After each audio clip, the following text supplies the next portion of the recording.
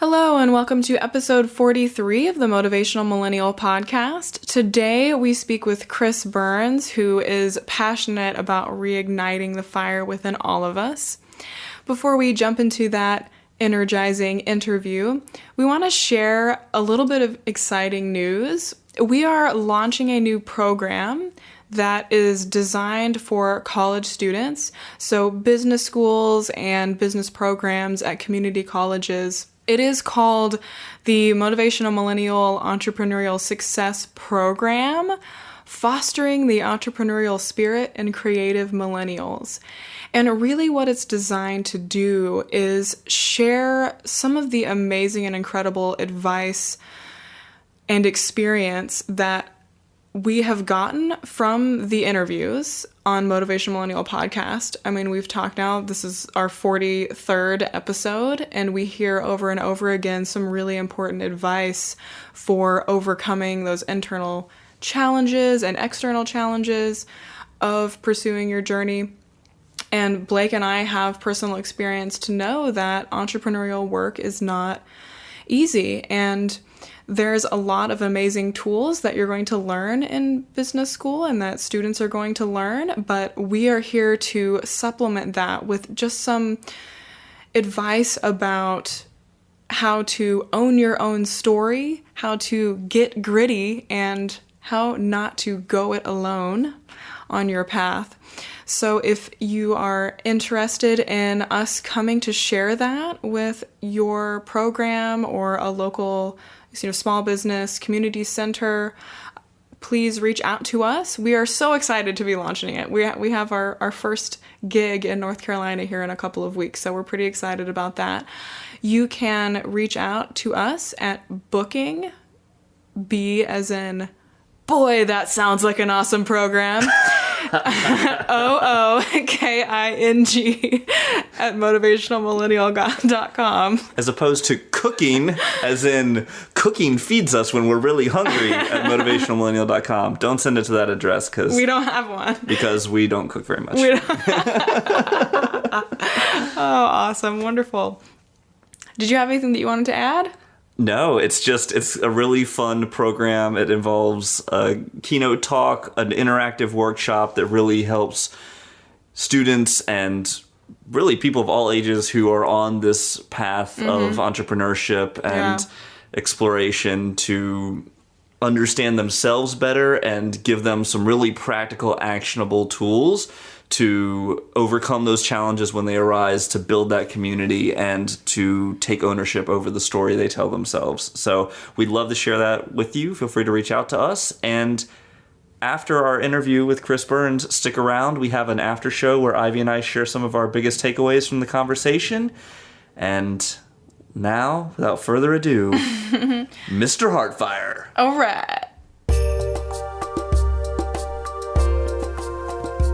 Hello, welcome to the Motivational Millennial podcast, where we talk with inspiring members of the millennial generation who are living life with a sense of purpose and achieving their dreams. I'm Blake Brandis. And I'm Ivy LeClaire. Our Motivational Millennial guest today is Chris Burns. Chris, also known as Mr. Heartfire, is dedicated to awakening the power in everyone he meets so they discover and experience the God within and ability to create their reality, leaving them embraced in joy, love, and transcendence. Chris helps leaders and high achievers to connect with the soul of their message, career, and purpose in life, ultimately creating breakthrough results in freedom, finances, and fulfillment. Chris, welcome to the show. Thanks for having me on. It is such a privilege and a pleasure, and I'm really looking forward to delivering massive value and having a lot of fun here. Well, thank you. We appreciate you being with us. As I've had a chance to get to know your work recently, I have been so impressed and inspired by your relentless passion and energy and penchant for doing Instagram videos live. It's been very exciting to watch. Yes. I figure we must use the gifts and resources that we've been given, whether by God or Creator or the universe, whatever it is that you believe in. We must put these to maximum use. And I know I love being on camera. I know I love delivering energy through the camera, this definite, powerful energy that really moves people, moves them to their core. And I know that's a gift of mine, so I utilize it to the utmost, and it's a ton of fun. Awesome. Well, we'd love to hear more about what you're up to at the moment in the world and what you love about it. Absolutely. Right now I'm building Burn It Up Coaching, which is a company I founded about 2 years ago. I started it because I recognized I'm really, really good at learning. I learn faster than just about anyone else. I did pretty good in high school, got about a 4.0, and then in college I studied electrical engineering. And when I studied that electrical engineering, I recognized, wow, I'm really good at taking this information, processing it, and then sharing it with other people. So I realized I'm a great teacher, and I have a lot of work to do to be able to get into other people's world and be able to communicate with them. So that's what I've really been working on, is my ability to understand where people are coming from, meet them there, and then help them out of the hole, that whatever hole that they're put in. That's why I created Burn It Up Coaching, is to really break people through, to create transformational results in people's finances, fulfillment, and freedom. And typically that's through relationships, that's through their business, it's through clarity of knowing what it is that they want to do. A lot of people don't know what they want to do, and it's so important to have that guiding compass, that rudder. So that's what we're really focusing on with Burn It Up Coaching. We're creating courses. We have the Grow Your Fire video series. It's a 5-minute video every week to keep it very, very digestible, simple, and easy, so people can grow themselves one step at a time. And that's what we really focus on, is taking one step in the right direction. Take a step into your greatest possible self. And it's a lot of fun. So I'm wondering what the parallels are between electrical engineering and taking all of that information and then synthesizing it and sharing it, between taking the very complex, nuanced information from human beings and then sort of synthesizing it and processing it and like helping them in that way. I'm wondering what that parallel is like for you. Great question.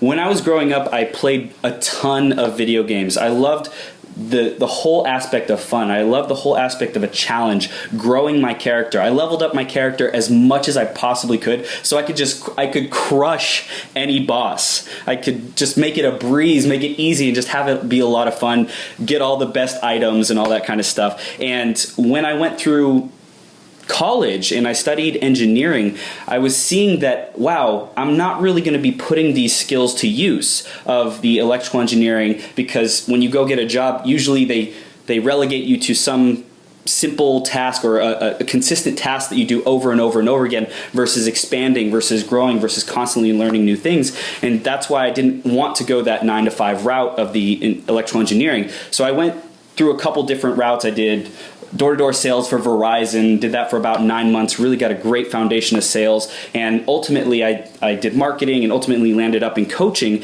because I had gained these skills of creating plans. In engineering, you must be a critical thinker. You must be someone who logically plans out, and that's what my biggest strength is, seeing where someone is at, weighing out the pros and cons, weighing out the possible options, quickly evaluating what's the best course of action, what's going to get people to where they want to go because they want to go there as fast as possible. And like I said, I wasn't very good with people. I used to be an introvert. I used to be the biggest introvert, very, very shy. And I went to work on myself, because I recognized if I'm going to make something of myself in this world, if I'm going to expand myself to the greatest possible self I can be, my utmost potential, I have to be able to communicate effectively. I have to get past this fear of rejection. I have to get past this fear of looking bad and not fitting in. And that was a big, big hurdle of mine. And luckily now I'm very effective at getting up in front of people. I speak on stages all around the United States right now, and very soon the entire world. And it's a blast. It's a blast being up in front of people, because I know where I've come from. I have a very powerful story to share with people, because if I can do it, anyone can do it. And basically, to answer your question, I took the logic abilities of engineering and started applying it to other people, because I was able to think out with them where they're down in their problem. They're not able to see clearly what the next step is, because they got all this confrontation. They have all these barriers, these challenges that just stop them. And it's so emotionally disempowering at times for people that I'm their biggest champion. I light a fire under their butt to get them up and going and inspired. And also, I'm there with them. I'm their teammate. I'm there so that they know they're not alone. Because that's one of the most painful things, is doing this journey alone or feeling like you're alone. And that's why I love coaching, because I get to be there with people. I get to help them out of whatever it is that they're dealing with. So that's what I do. I create plans with people. I break them through, and they are able to step into their greatest possible self. I love all of your amazing championing energy, and can just really feel like the authenticity coming from you. And I just, as you were talking, I was continuing the like video game leveling up metaphor as you were talking, and just thinking about how it's like when you're working with people, or when you were working with yourself, you're looking at, you know, this character needs more agility, and this character needs more, you know, intelligence to like become the kind of, you know, character or person that can like crush their boss, you know? Yes. And so you're like able to see that. And you had been like building up your extrovert category, like leveling up in your extrovert category for so long. That's such a great metaphor. I love it. It's like, what do I need to do to get to the end, to be that highest level, to defeat any boss, right? On Earth, what we see as bosses is poverty or lack of belief in ourselves or whatever it might be. So I said, hey, I'm going to be the best self I can be. And I saw coaching as a really great place where I could develop 3 critical abilities. One is communication. I must be able to communicate and have people see my point of view and have them see a pathway clearly. I have to have clarity in my communication. So I went to work on that. I also have to develop leadership, and am developing leadership, and in stepping into my leadership role, because if people are going to follow someone, you must be a confident, competent leader with a vision who sticks to that vision. And as a coach, if you're not able to continuously paint the vision, regardless of what your client or participant is going through, then you're not going to be a successful coach. And as a leader, if you're not able to continuously paint that vision, you're not going to be an effective leader, or as effective as you could be. So I had to learn communication, I had to learn leadership, and I also had to learn business. A lot of the coaching clients that I deal with are entrepreneurs, because entrepreneurs, I have such a soft spot in my heart for entrepreneurs, because they are the people who are willing to dive into this personal development world of starting a business and confronting the uncomfortable and breaking through whatever might be stopping them, limiting beliefs, lack, poverty, whatever. And they are courageous because they have to. Their life is at stake. If they don't succeed, they either go back to a 9-to-5 or whatever it might be, but it's do or die for them. And that's why I'm so passionate about helping entrepreneurs specifically, and anyone who wants to step into their greatest possible self. But I had to learn business because I'm coaching these entrepreneurs, and oftentimes they have questions about marketing, they have questions about sales, they have questions about leadership, they have questions about team building, rapport building, relationships. So those 3 critical areas, if I learn communication, leadership, and business, I can succeed at anything. That's a powerful skill set to develop. I love it. I'm wondering, as you're working with some of your clients, what are some of those biggest limiting beliefs that you see, and how do you help them overcome those beliefs? The biggest challenge that people have is a not enough mentality. That they are not enough, that they don't believe in themselves, that they don't have enough money, they don't have enough time, they don't have enough energy, they're not old enough, they're not young enough. It's this not enough. And there's a lot of really powerful speakers. I know there's great TED Talks on this conversation. Really, though, people are confronted on a daily basis, and sometimes they don't even know. Sometimes it's just running in the background. It's like a blind spot that is stopping them from stepping into their power. So what we do is we push them up against their limits. We say, what do you really want? Okay, go get it. And then when they get stopped, we dig in.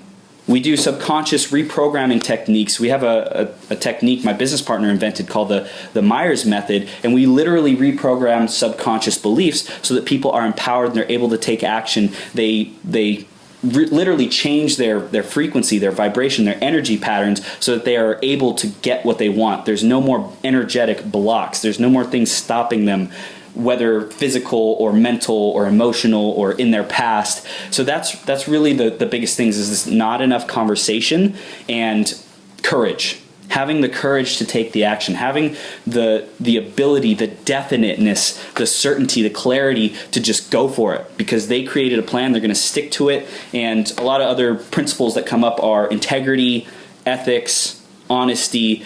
These are core philosophies of Burn It Up coaching that we teach our clients. And honestly, we turn away the clients who aren't in line with those philosophies, who aren't living in integrity, who aren't honoring their word, because we don't have time to work with those people. We don't have time for the people who aren't willing to raise that standard. We are the Rolls-Royce of coaching. That's what we're starting off as. That's what we will continue to see ourselves as. That's what we will be known for. And so by taking that position in the marketplace, that really sets us apart. And by having myself, who's a very empowering, confident leader, and my business partner, who's incredible as well, we really just set the standard high and have people raise themselves up to that bar. If they're not willing to, then we're not right for everyone.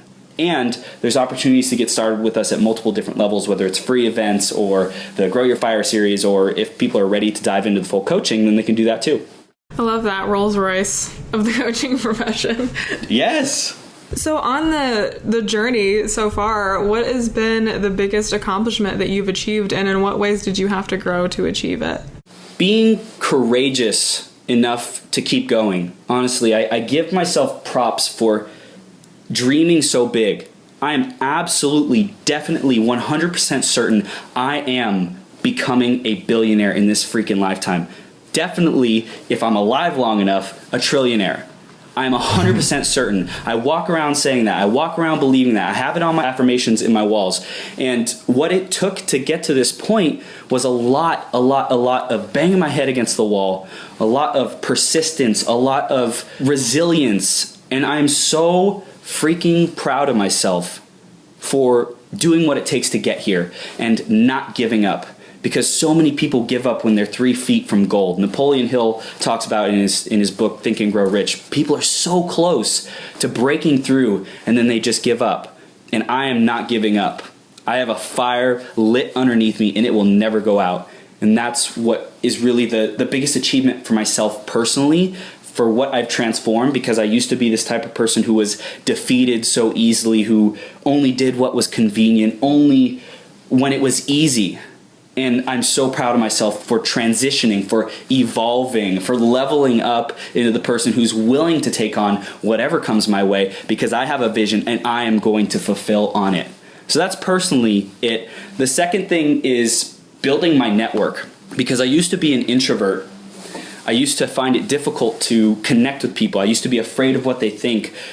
By continuously going to personal development events, by continuously getting outside of my comfort zone, by continuously going to meetups and getting up on stage and connecting with people, it's really expanded my connection through the world, kind of like tentacles out in the world. The more I grow my network, the more access I have to impacting the world, because the more people see me and the more people understand my vision, the more people are energetically involved in that, because people are watching. Everyone is watching what you are doing. For those who are listening to this podcast, people are watching you. So if you use that to fuel you, if you use that because there's haters who are saying that you can't do it, or there's people who are depending on you, like your family or your loved ones, whatever it might be, if you know that people are watching, for me, that fires me up. I love the pressure. I grow under pressure. I thrive under pressure. So that's really what my biggest accomplishment is for personal, is just really being proud of myself for getting to this point and continuing to go and developing my vision to be as crystal clear as it is and focusing on it daily, and then also expanding my network and reaching a lot of people. And I will reach globally very, very shortly. So that's what I'm very excited about. I appreciate that you shared both a personal and a professional accomplishment, because I think often we hear the word accomplishment and immediately go to what external thing have you achieved in the world. And I love that your first inclination was to immediately go to how have you grown as a person, and that is such a key critical accomplishment.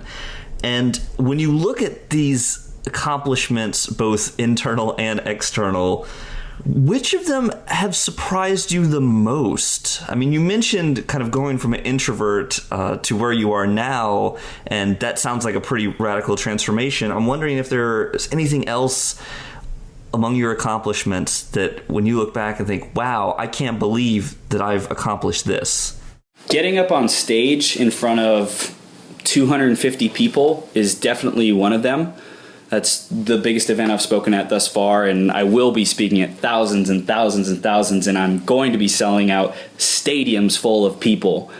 And 250 people, getting up in front of 250 people and directing that crowd and speaking and inspiring and managing that energy and knowing myself as someone who can lead that level of an audience and more is really, man, from where I came from in college, turning bright red when I would get up to speak and give a speech or a presentation in communication class because I was so embarrassed, because I was so unconfident, I was so uncertain, I didn't believe in myself, to where I am now. I feel like I could take on any level of audience now. Put me in front and I'll go to work. Put me in front, I'll shine. Put me in front, I will wow that crowd. To have that shift in that mindset, what in the world went on in my brain? What in the world has transitioned in my neurons? What has changed? That is beyond my comprehension to see that transition over the past 4 or 5 years, because I did that speech about 5 years ago in college, and I would turn bright red. I did multiple speeches, and I would just get so uncomfortable. I was so nervous and afraid, and I'd sweat, and it was like the most painful thing ever. To where I am now, it's really remarkable. And as a human being, what does that mean for expansion in every area of life, for every challenge that we're up against? It really has me believe that anything is possible.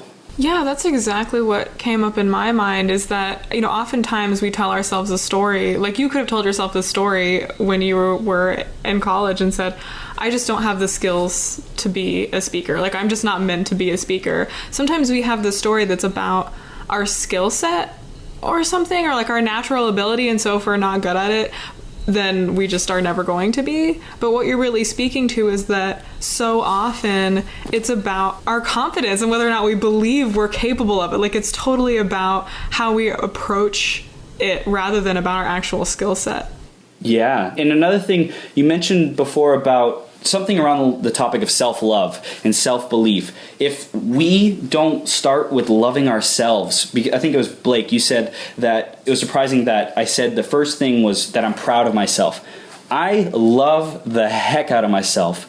And that's what allows me to give so much gratitude and love to the world. And that's what shows up in all my posts. That's what shows up in all my videos, because I go to work every day on giving myself that time and attention that, wow, you're doing so great, Chris. Keep up the great work. If people are not their own best champion, no one's going to do it for them. That's what this paradigm shift is that Burn Up Coaching is bringing about. That's what this whole conscious movement, in my opinion, that's happening right now, that's happening in the next 10, 20, 30 years, is really bringing people back to themselves in terms of loving themselves so that they have more than enough time, money, and energy to give to other people. Could you take us a little deeper into that internal transformation that you described? Because I think I'm imagining, as our audience is listening to this and just thinking, wow, that sounds like such a dramatic shift. And I'm sure there were a lot of points along the way, but I'm wondering if you could take us a little bit deeper into that. What was that transformation process like for you? Great question. It started when I joined a network marketing company about 4 years. I did it for a year. I barely broke even in the company after being in it about a year. And while it wasn't a huge financial success, it was a huge personal growth success. So wherever people are at, find an opportunity that inspires you. Find a team, find a group of people, a best friend that you want to grow something with, a competent business partner, someone who can teach you skills.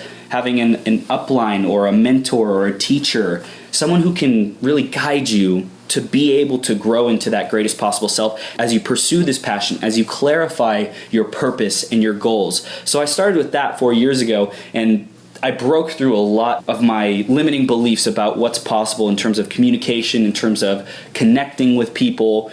And I also, after that, I joined a Toastmasters club, and I was in it for 2 years. I started, I think, for 3 months, I didn't have any positions in it, and then I immediately went to secretary. I took on a role. I became not yet an organizer in my community, but someone who takes on more than everyone else. Because if I'm just another person, if I'm just another member, then that's all I'll be. But if I step up my leadership capabilities, even if I don't know how, even if I'm not comfortable with it, what is so great about Toastmasters or BNI or all these other leadership organizations, is that there's people around you who have done it before. And they are willing to teach you because it's in their best interest to increase the longevity of their organization. So I joined Toastmasters. I became the secretary. I did that for 6 months. I was having a lot of fun going to all the local events, learning about the structure, the organization, how it works. And then I became a vice president of education. So secretary takes notes and stuff. So it was really, I was just taking notes during the meetings. Vice president of education of Toastmasters pretty much runs the club.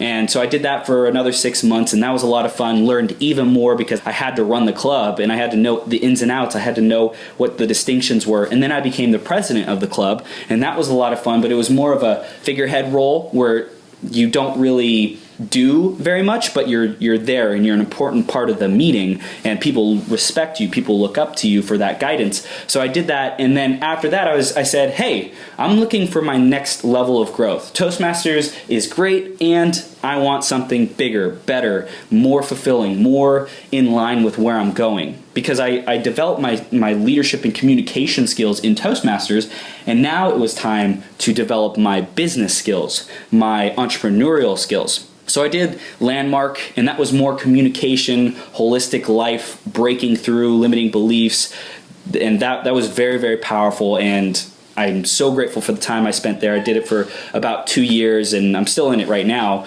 And I also started going to a lot of personal development seminars.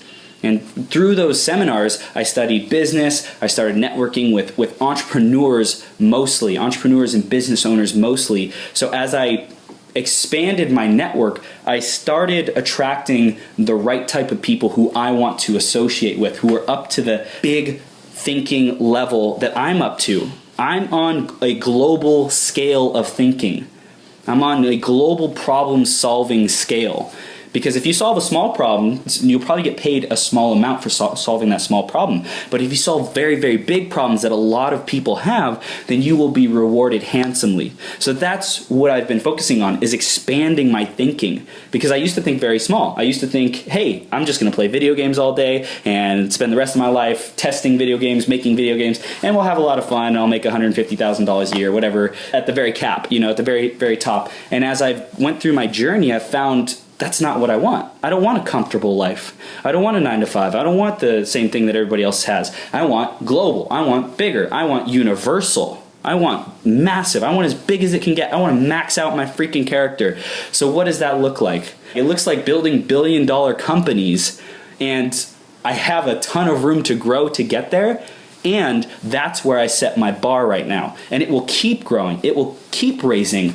Like Richard Branson and Elon Musk with Tesla, they're thinking galactic. They're thinking, our solar system and galactic. That's the caliber I'm going to next. And I have to master this billion-dollar level of building companies and being successful at that before I am ready to step into that. And in truth, I'm ready right now. It's just my results haven't manifested that caliber of reality.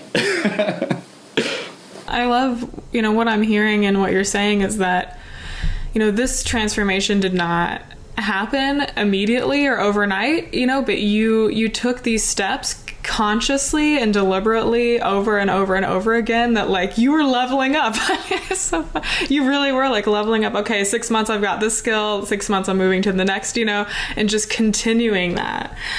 So over your journey in this process of leveling up, what has been the biggest challenge that you've faced so far, and what was it like for you to overcome that challenge? Oh my gosh. So the biggest challenge has definitely been belief in myself and not enough conversation. In fact, I recently distinguished it within the last 6 months. So I'm still breaking through it. I'm still dissolving away any remnants of my childhood memories that support that belief that I'm not enough, I'm not good enough, I'm not handsome enough, I'm not energetic enough, I'm not whatever, I'm not enough. So I'm still in the process of dissolving that. And that's what's getting me to that billion-dollar thinking, because when I think at this billion-dollar level and know myself as a billionaire, then that's what the results in my life will show up as. So my biggest challenge has really been not only painting the picture of where I'm going, but believing it. Because it's one thing to talk about it, but it's another thing to act and behave and think like that person. So consistently painting that vision day after day after day after day after day has been the biggest challenge, because it's so easy to get distracted in today's world. It's so easy to get thrown off course. And my biggest challenge was not having a crystal clear vision that I kept in front of me every day. In fact, I created Burn It Up Coaching, and I was doing a lot of affirmations, and I saw a lot of success about a year and a half ago. And something happened where I stopped doing the things, the fundamentals that had gotten me those results. And so for about a year, I took a dive. For about a year, I wasn't making enough money. I was struggling with my bills. It was very, very difficult. And, I was banging my head against the wall. I was practically crying to myself because I was in so much pain about, why is this not working yet? Why am I not where I want to be? I've put in the freaking work. Just let me exist in the life that I desire. Reality, God, universe, why are you making this so difficult? I would just be so hard on myself because I wanted to be there right then at that moment. And so in the process, I've learned to trust the journey as well, which has been a very big challenge. I used to be someone who wants to get it done now. I don't want to wait around for anyone. I'd walk faster than everyone else at school. I'd get to class first because I don't want to wait for anyone. And I was inconsiderate of other people. It didn't matter what their opinions or feelings were. It was all about me.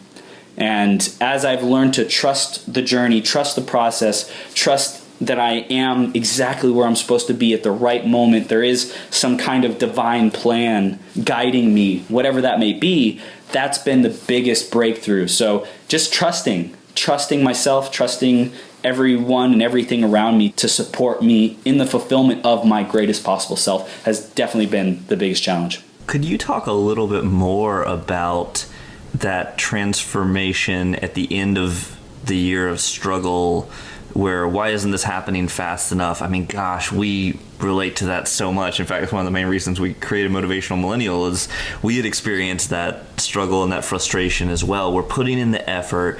We're supposedly doing all the right things. Why aren't the results manifesting? And I'm wondering for you, what was it that helped you come to the belief that you just shared, that you are trusting in the divine timing, there is the journey? Was there a moment, or was it more of a gradual process? I would say it was more of a gradual process, because what happened is I built Burn It Up Coaching 2 years ago. I started it, and 6 months in, I started having those difficulties. And what I did is I looked to external authority. I looked to outside circumstances and other people to fix it for me. And in that process, I joined another company. I started a company that helped authors, speakers, and coaches to get their message out to the world. We were doing digital marketing, and we did it for a year. We had a team all over the world, and there was just this lack of leadership in the company that had it not be able to grow to its fullest potential. And I, for whatever reason, was not ready to step into that leadership position, even though everyone on the team saw me as a leader. It's funny that other people see us in a certain way,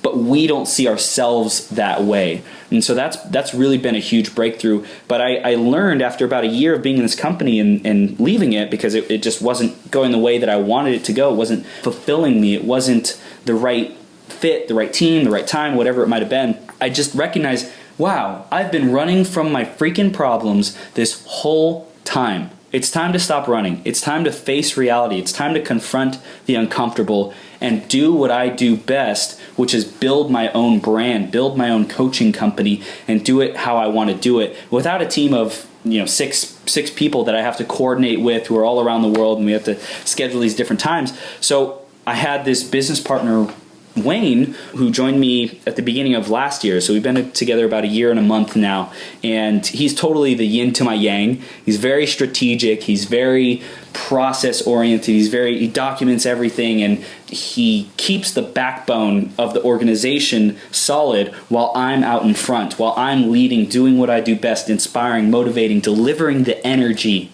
because that's what I love to do. That's my gift. So if there's one thing I would recommend to the audience is don't try to be everything for everyone. Find out what your gifts are. Find out what your passion is. Stick to that. Develop that. And that's one of the things that I did in Toastmasters. I knew I wanted to get up in front of people. I knew I loved being in the spotlight, so I developed my ability to speak and give speeches effectively, communicate effectively. I loved it. It was a lot of fun being in front of a group of people and delivering that, delivering information, transformation, knowledge, inspiration, whatever it might have been. So I went to work on that skill because I recognized, hey, this is something I like to do. And it's something I must do for the rest of my life. So, hey, let's get it down pat, at least to a consistent level where I deliver time after time after time, and I'm reliable for producing a certain result of delivering the information, training people, whatever it is. So through that process, I recognized that, hey, I was relying on this team of people to fill the gaps of my self-esteem that I didn't have, of my belief in myself. I was looking for them to do everything, just, hey, tell me what to do and I'll do it, and nobody was stepping up to the plate. So I recognized, wait. I joined this company because I was looking for someone to lead me, but it's still not happening here.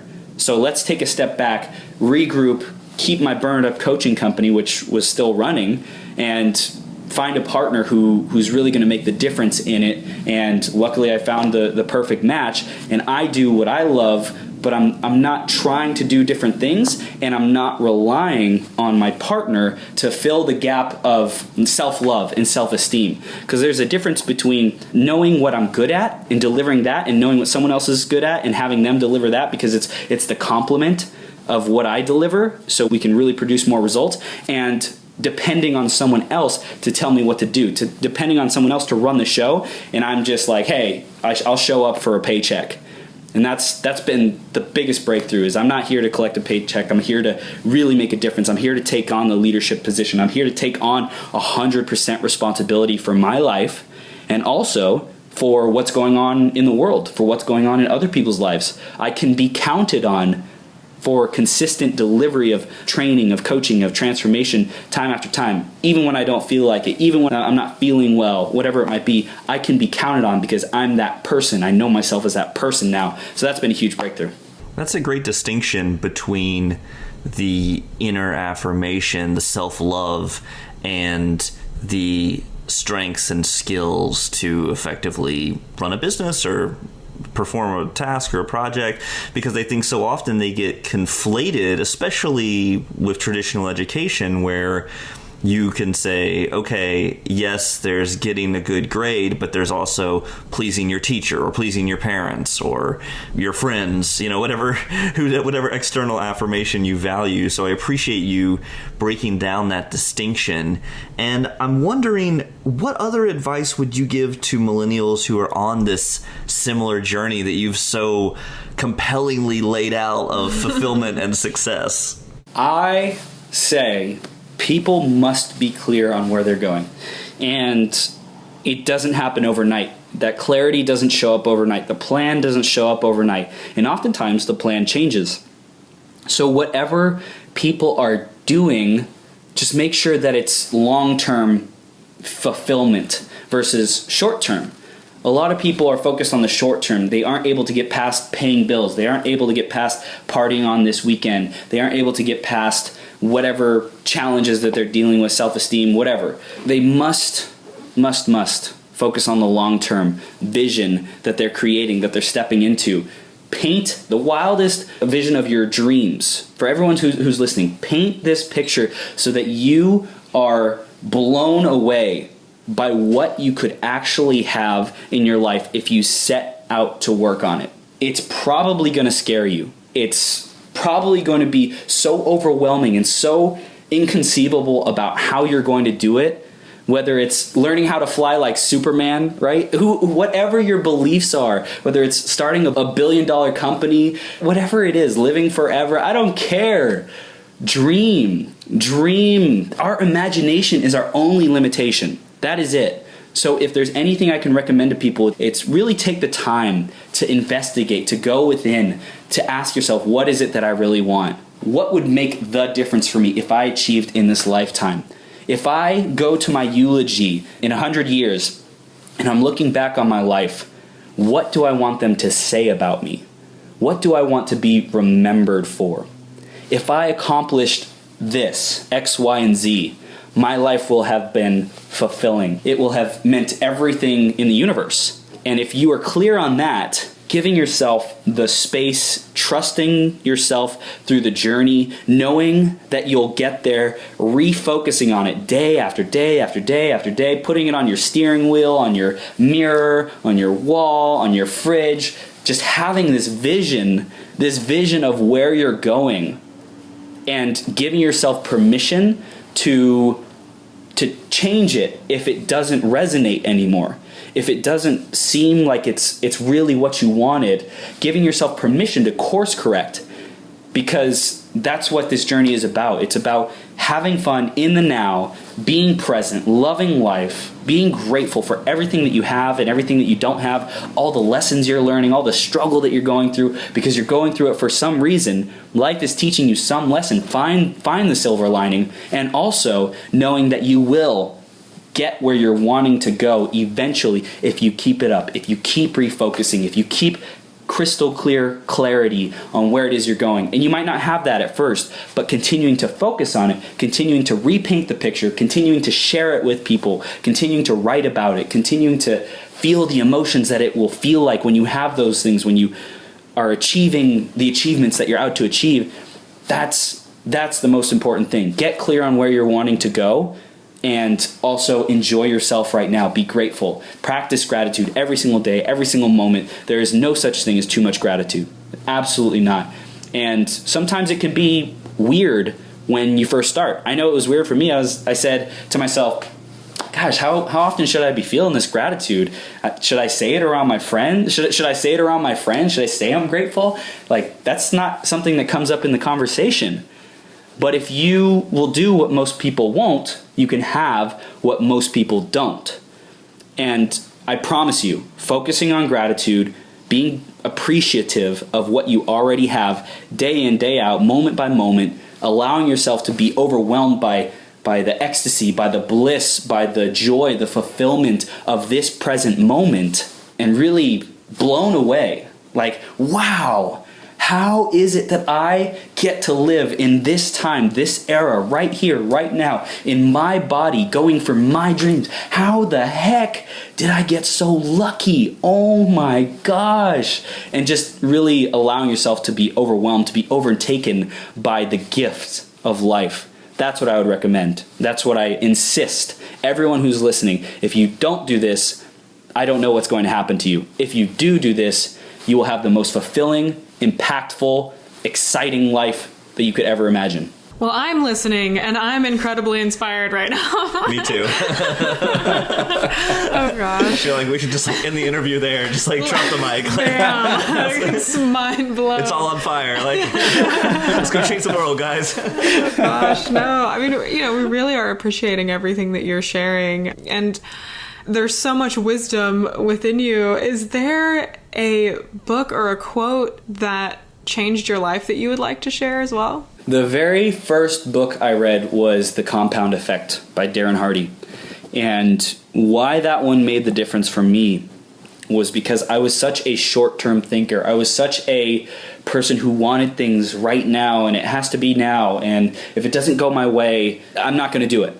And this book, The Compound Effect, says that small changes over time can lead to exponential transformation in whatever area that you're taking these steps in.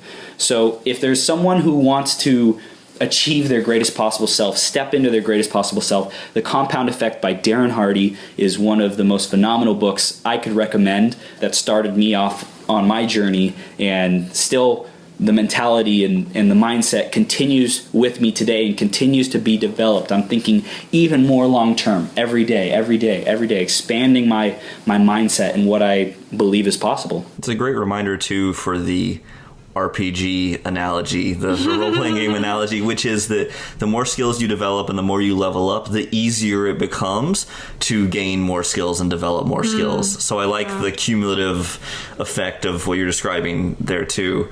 Well, this has been an absolutely incredible and fun conversation. I think we reached that goal.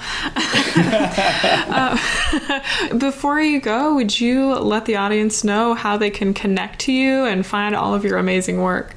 Absolutely. You can find me on Facebook. My name is Chris Burns on there. It's facebook.com/th3burns. I'm also on Instagram at th3, the number 3, Burns. And you can also go to Grow Your Fire, www.growyourfire.com, to sign up for the Burn Learn video series. It's $19.95 a month, less than the price of a personal development book, and it will keep you inspired. It will keep you fired up and motivated, and you'll get great life lessons like integrity and power and communication and wisdom, courage, all these great things, one simple idea at a time to transform your life. So that's really the best ways to connect with me. You can also shoot me an email at burnandlearnnow@gmail.com. And that's my email, burnandlearnnow@gmail.com, and I will connect with you. You can also give me a call if you want to shout out to me personally. The number is 909-993-4034, and I would love to be of assistance in any way I can. And if you need help strategizing on how to step into your greatest possible self, know that there is resources available to you, whether it's me, whether it's Ivy and Blake, whether it's whatever. Google is this master tool that can deliver any wish upon your command if you ask it, if you know how to ask, if you're relentless, if you keep up with it. So that's the next steps for your audience. That is some full service from Mr. Heartfire. Thank you so much, Chris. We really appreciate you being with us today. You're welcome. It was a joy and a pleasure, and I'm very grateful for the opportunity. And you two keep up the phenomenal work you are doing in the world. It desperately needs it. We are entering a new era, and you two are going to play a huge, huge role in having the world be its best self, producing more joy, love, and happiness. So thank you. Oh, thank you. The Motivational Millennial podcast is supported by Motivational Millennial Coaching Services. We help you find clarity and confidence so you can take action toward living your dream life.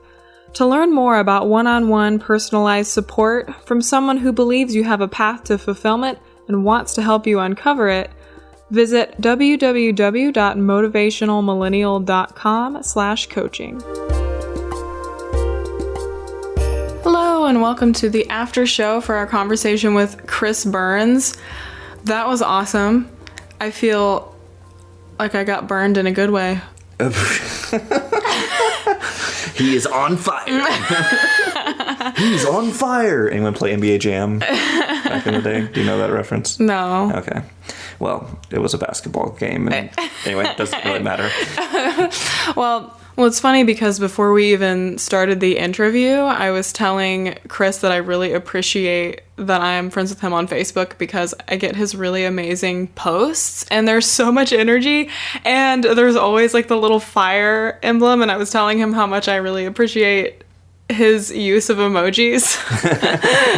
Like they just really get you pumped up. They're like such an effective display of his energy level, I would say. I really appreciate it. That's true. Speaking of energy, he, at the time we're recording this after show, a little bit after we did the interview with him, he just finished a 12-hour nonstop live stream where he was just giving coaching advice continuously. Yes, 12 hours. I saw that. Yeah. Oh my God. It was pretty impressive. So awesome. Yeah. So great. Well, I will say one of the highlights for me in that conversation was the extended RPG video game metaphor about leveling up, because that made so much sense to me because I'm really into RPGs, and that was one of the games that I played a lot when I was a little kid because I was an only child, which you're an only child too, Blake. Oh yeah, no, one of my first computer games I played a lot was Quest for Glory, or Hero's Quest as it was called back then. Yeah, you got to play the one-person games a lot. That's right. So, but I think it was so cool how he focused so much on being able to level himself up like to the max so that he could beat the biggest boss in the world, or in our actual real life being things like fear and all this other stuff. And you know, the big huge bosses in our real life being things like fear and self-doubt and that sort of thing. Mm-hmm. And then I also liked later when he was talking about being his own best champion. I mean, that kind of goes along so well with that metaphor, because he's also the character being played and the player, so he's like, all right, we can do this, and I love so much his clarity and just this vision. Like, I imagine him vanquishing saboteur voices and inner critic voices that come up, if they come up all that frequently, just with his energy and just with his vigor and like his excitement around life. And there's something that's so appealing about that. I really love it, because what's not happening is overthinking for him. He's not overthinking so much, which oftentimes we feel like we're just being strategic about whatever decision is coming up and making sure that we consider all the possible downsides and all the possible benefits, and that decision is the best ever. But oftentimes what's happening is that our saboteur voices are coming in and trying to just talk us out of whatever sort of scary or big step that we're thinking about taking. And he just doesn't seem to be engaging his saboteur voices, because he's not overthinking things. He's just like, I have clarity. I believe in this. I like him saying, I am going to be a billionaire in this lifetime, and just totally owning that. I love that. That's jumped out to me as something like, I admire that, and I would love to cultivate that for myself in my own life. Yeah, it's a really powerful drive, and I think the role-playing game, video game metaphor is great too, because it's easy to take life so seriously and to take the problems so seriously, because they're real to us. Whatever our problems are and whatever level we're facing them, they're real to us. But the great opportunity is to say, what if I am a character here? What if I am capable of leveling up my stamina or leveling up my intelligence? And that might take the form of, taking a class or learning a new skill or something. Or, weapon might be like a new employee on my team. It's funny, I actually at one point was Googling gamify my life, and there is a very basic version of this, because, and the idea was it's rewarding you for doing sort of certain tasks that you want to achieve. But I really like the idea of having a constant reminder and a structure that gives us some flexibility, because I think when I get down on myself the most, like when I'm in my most despairing moments, it's because I feel like it's all so serious and it's all so problematic and there's no great way out of this, and what if I fail, and blah, blah, blah. It's all this super heavy stuff. But if it's just like, well, what if this is the next challenge on this level and I get to try it, and if I don't beat this particular section, I have more knowledge and I get to play it again, this time being wiser. It's like Mario, if you don't beat the level where you're hopping around on all the treetops because it's really hard, the more times you play it, the better you get at it, because now okay, if you jump this much, then it goes here, and then there's an enemy coming up on this side. So that may be stretching the extended metaphor, but I really liked it. Yeah, absolutely. And I think the way that I have, and actually both of us have applied this principle in our lives, it may not be to that extent, but the way that we've applied it is just knowing that the reality is doing entrepreneurial stuff or doing any kind of change or transformation in your life is going to have uncertainty and create uncertainty in your life. And there's a lot of, what if I fail? What if this doesn't turn out the way I expect? All of these things that we get really scared from. But if we come from a place of fear and a place of scarcity, that outcome that we're afraid of is much more likely to happen. So it's like, to me, I'm using it from a very logical viewpoint. Like, okay, I just know that I am much more likely to create the outcome I want if I stay focused on believing that that is possible, and believing in abundance and, positivity and empowerment. So I'm personally still in this stage of being aware and like noticing when I'm having those scarcity mindsets or those fear-based mindsets, and then choosing an empowering story. And I think a goal that I would love to move forward with is just to be embodying that most of the time, actually. And a saboteur comes up in my brain and goes, is that even possible? But then you like have this conversation with Chris Burns where he was like, listen, I was living my life in that way, and then I just made this choice where it's like, okay, I have got to give it all in. And I think, what could I do if I was coming at life the way Chris Burns is coming at life? And so that to me is like, I'm excited about getting to that place. I'm holding right now a vision of getting to a place where I'm always holding the positive visions. Yeah, I think your point about fear really ties in with one of the other things I appreciated that Chris said, specifically in the advice to millennials question. And he said, just practice gratitude daily all the time. Mm-hmm. And one of the things that I'm working on is practicing gratitude without necessarily it being about the fear of loss. So being thankful for something just to be thankful for it without trying to grab a hold of it. And I think how that manifests is sometimes like, oh, I'm so grateful we live in a functional democracy. Would be real bad if it happened to not be functional anymore, you know? Like sort of defining the gratitude by potential loss or scarcity. And so I think, you know, there's a whole idea of like, wow, I'm really thankful for running water and hot water. I remember when, you know, I was living in Morocco and we didn't have it.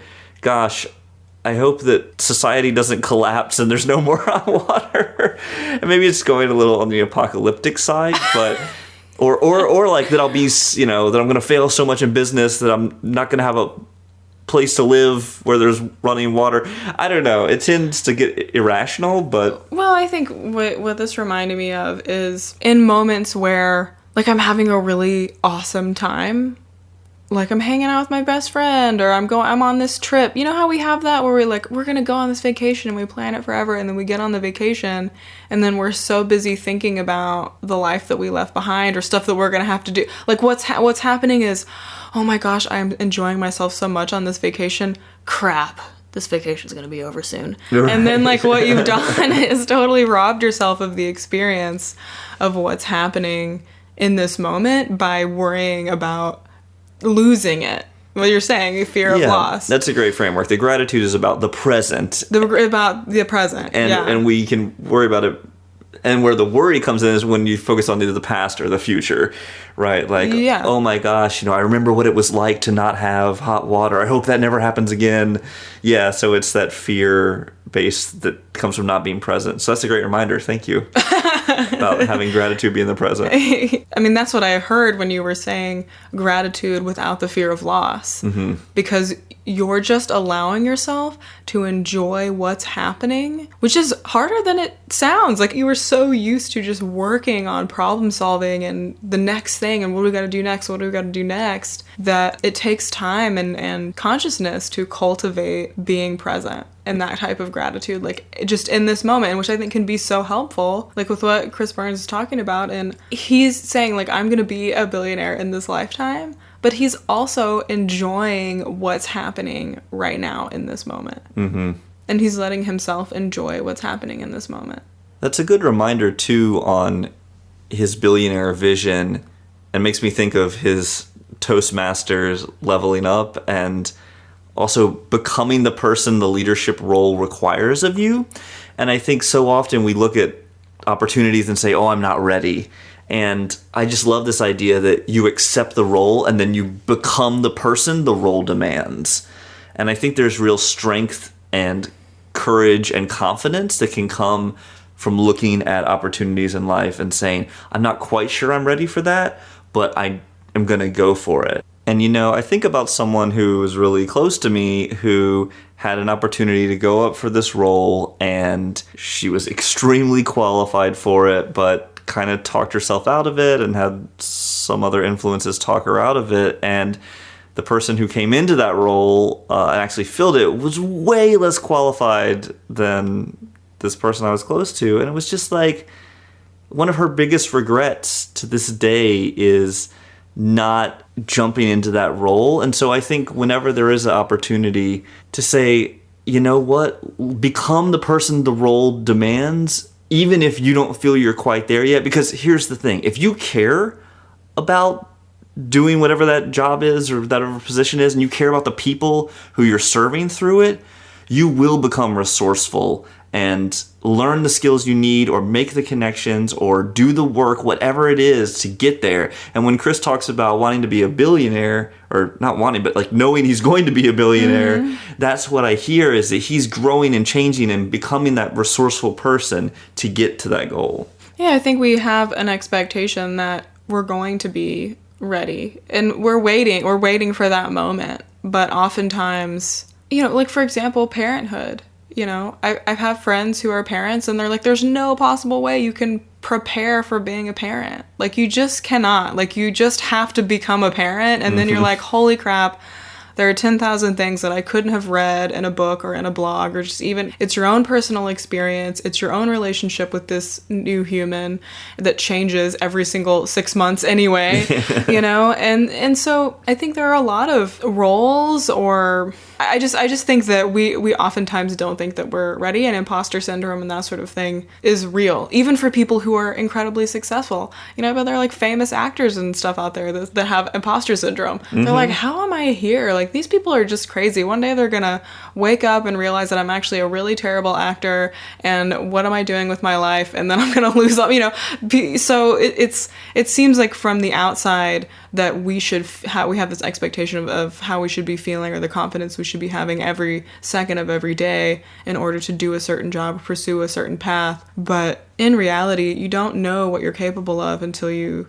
try, till you give yourself that chance. Well, I think those are some inspiring words to wrap up the after show on.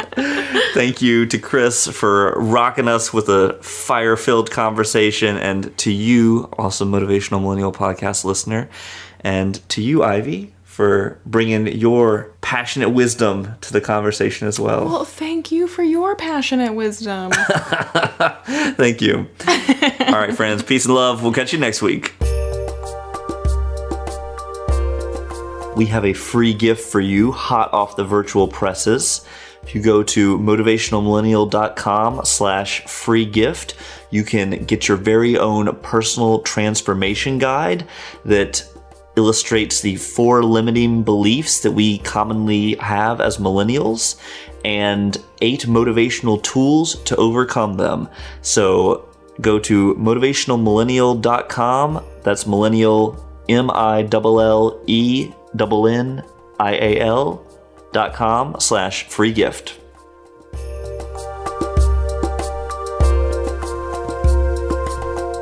For show notes and upcoming guests, or to learn more about Coactive Coaching, the blog, and our other awesome offerings, visit motivationalmillennial.com. Keep in touch with us at facebook.com/motivationalmillennial. We'd love to hear from you. Shoot us an email with your thoughts, comments, and suggestions at podcast@motivationalmillennial.com. And tell us who you might like to hear from, or if you think you or anyone you know would be good for the show. The Motivational Millennial podcast is edited by Christy Hostler and Team Podcast. Our theme music was composed and performed by Blake Brandis. Have a great week, Motivational Millennials!